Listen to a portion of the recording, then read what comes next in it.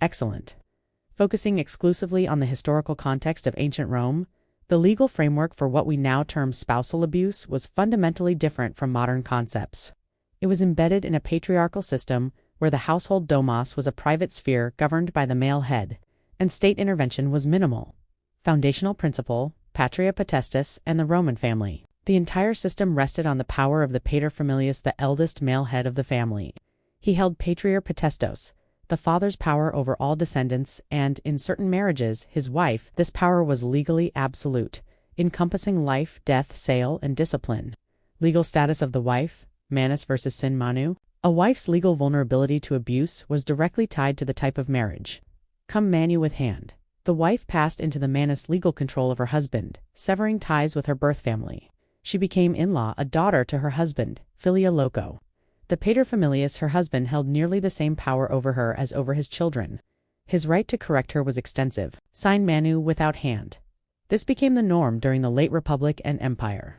The wife remained under the potestas of her own father, or, if he was dead, was legally independent sui juris.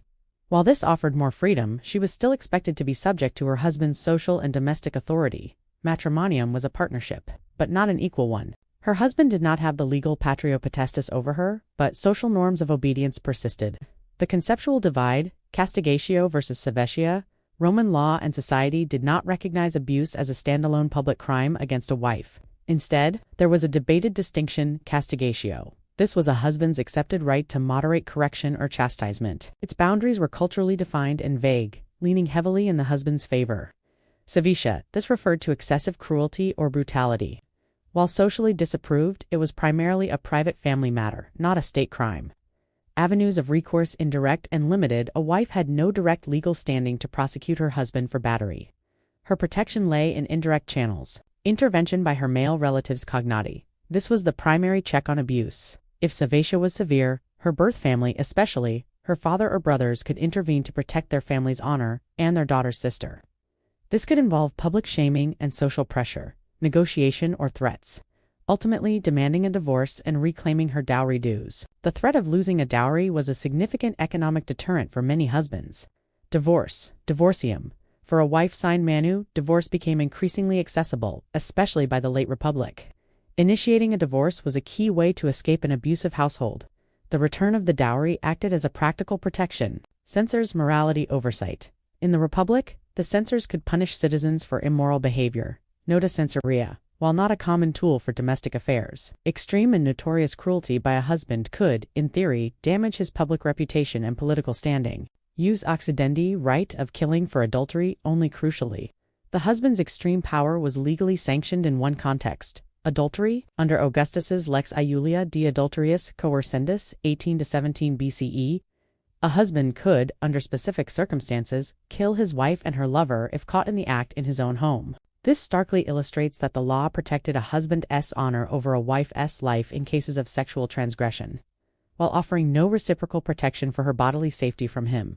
Later imperial developments under later emperors, there were slight shifts reflecting Stoic ideals of humane treatment.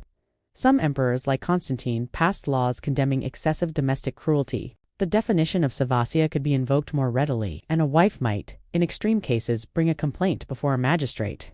However, the core patriarchal structure remained. These were mitigations, not overhauls.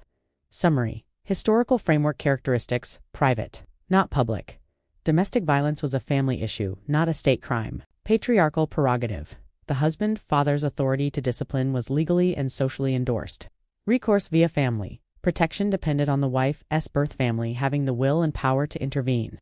Economic leverage. The dowry system and divorce were the most effective practical tools for escape. Honor-centric. The law was more concerned with a husband's honor, for example, adultery, than a wife's bodily integrity.